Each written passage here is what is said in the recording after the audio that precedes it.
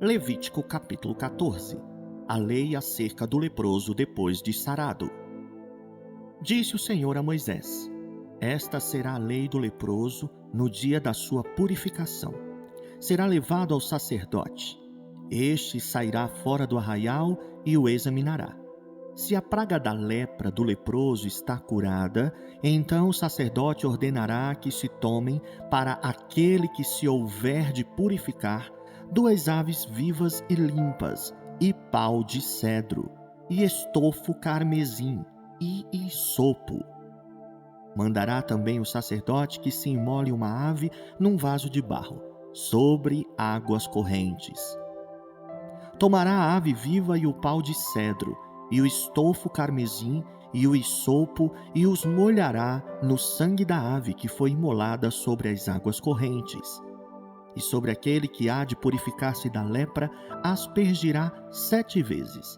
Então o declarará limpo, e soltará a ave viva para o campo aberto. Aquele que tem de se purificar lavará as vestes, rapará todo o seu pelo, banhar-se-á com água e será limpo. Depois entrará no arraial, porém ficará fora da sua tenda por 7 dias. Ao 7º dia, rapará todo o seu cabelo, a cabeça, a barba e as sobrancelhas.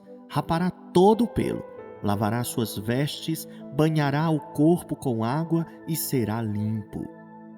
No 8º dia, tomará 2 cordeiros sem defeito, uma cordeira sem defeito de 1 ano, e 3 dízimas de 1 efa de flor de farinha, para a oferta de manjares, amassada com azeite, e separadamente 1 sextário de azeite.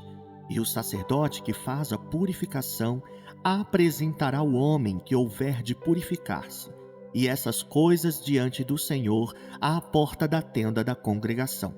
Tomará um dos cordeiros e o oferecerá por oferta pela culpa, e o sextário de azeite, e os moverá por oferta movida perante o Senhor. Então imolará o cordeiro no lugar em que se imola a oferta pelo pecado e o holocausto no lugar santo, porque quer a oferta pela culpa como a oferta pelo pecado são para o sacerdote, são coisas santíssimas. O sacerdote tomará do sangue da oferta pela culpa e o porá sobre a ponta da orelha direita daquele que tem de purificar-se, e sobre o polegar da sua mão direita, e sobre o polegar do seu pé direito. Também tomará do sextário de azeite e o derramará na palma da própria mão esquerda. Molhará o dedo direito no azeite que está na mão esquerda, e daquele azeite aspergirá com o dedo 7 vezes perante o Senhor. Do restante do azeite que está na mão, o sacerdote porá sobre a ponta da orelha direita daquele que tem de purificar-se, e sobre o polegar da sua mão direita, e sobre o polegar do seu pé direito, em cima do sangue da oferta pela culpa. O restante do azeite que está na mão do sacerdote, pô-lo-á sobre a cabeça daquele que tem de purificar-se. Assim o sacerdote fará expiação por ele perante o Senhor. Então o sacerdote fará a oferta pelo pecado e fará expiação por aquele que tem de purificar-se da sua imundícia. Depois imolará o holocausto e o oferecerá com a oferta de manjares sobre o altar. Assim o sacerdote fará expiação pelo homem, e este será limpo. Se for pobre e as suas posses não lhe permitirem trazer tanto, tomará um cordeiro para a oferta pela culpa como oferta movida, para fazer expiação por ele. E a dízima de 1 efa de flor de farinha amassada com azeite para ofertas de manjares, e 1 sextário de azeite, 2 rolas ou 2 pombinhos, segundo as suas posses, dos quais um será para a oferta pelo pecado e o outro para holocausto. Ao 8º dia da sua purificação, os trará ao sacerdote e à porta da tenda da congregação perante o Senhor. O sacerdote tomará o cordeiro da oferta pela culpa e o sextário de azeite e os moverá por oferta movida perante o Senhor.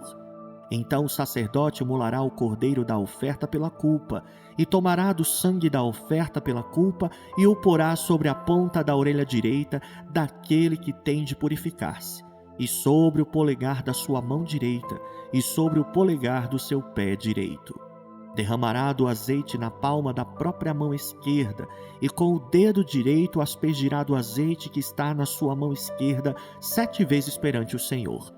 Porá do azeite que está na sua mão na ponta da orelha direita daquele que tem de purificar-se, e no polegar da sua mão direita e no polegar do seu pé direito, por cima do sangue da oferta pela culpa. O restante do azeite que está na mão do sacerdote porá sobre a cabeça do que tem de purificar-se, para fazer expiação por ele perante o Senhor. Oferecerá uma das rolas ou um dos pombinhos, segundo as suas posses. Será um para a oferta pelo pecado e o outro para o holocausto, além da oferta de manjares. E assim o sacerdote fará expiação por aquele que tem de purificar-se perante o Senhor. Esta é a lei daquele em que está a praga da lepra, cujas posses não lhe permitem o devido para a sua purificação. Disse mais o Senhor a Moisés e a Arão: Quando entrardes na terra de Canaã, que vos darei por possessão, e eu enviar a praga da lepra a alguma casa da terra da vossa possessão, o dono da casa fará saber ao sacerdote, dizendo: Parece-me que há como que praga em minha casa. O sacerdote ordenará que despejem a casa antes que venha para examinar a praga, para que não seja contaminado tudo o que está na casa. Depois virá o sacerdote para examinar a casa e examinará a praga. Se nas paredes da casa há manchas esverdinhadas ou avermelhadas e parecem mais fundas que a parede, então o sacerdote sairá da casa e a cerrará por 7 dias. Ao 7º dia voltará o sacerdote e examinará.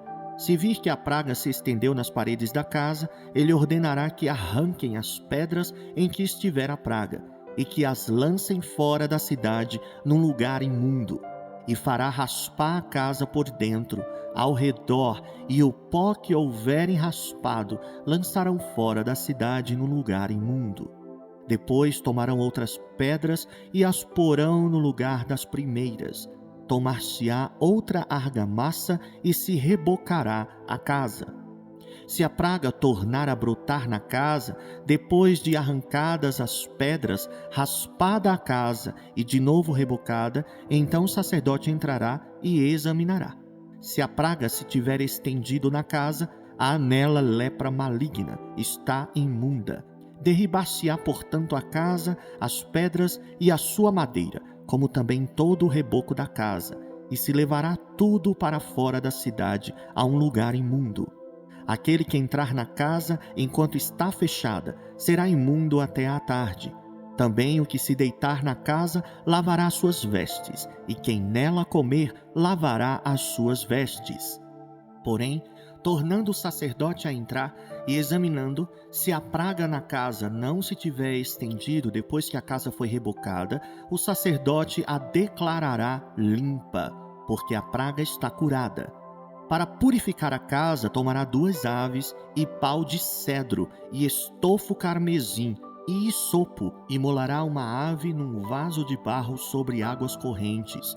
Tomará o pau de cedro e o isopo e o estofo carmesim e a ave viva, e os molhará no sangue da ave imolada e nas águas correntes, e aspergirá a casa 7 vezes. Assim purificará aquela casa com o sangue da ave, e com as águas correntes, e com a ave viva, e com o pau de cedro, e com o isopo, e com o estofo carmesim. Então soltará a ave viva para fora da cidade, para o campo aberto. Assim fará expiação pela casa e será limpa. Esta é a lei de toda sorte de praga de lepra e de tinha, e da lepra das vestes, e das casas, e da inchação, e da pústula, e das manchas lustrosas, para ensinar quando qualquer coisa é limpa ou imunda. Esta é a lei da lepra.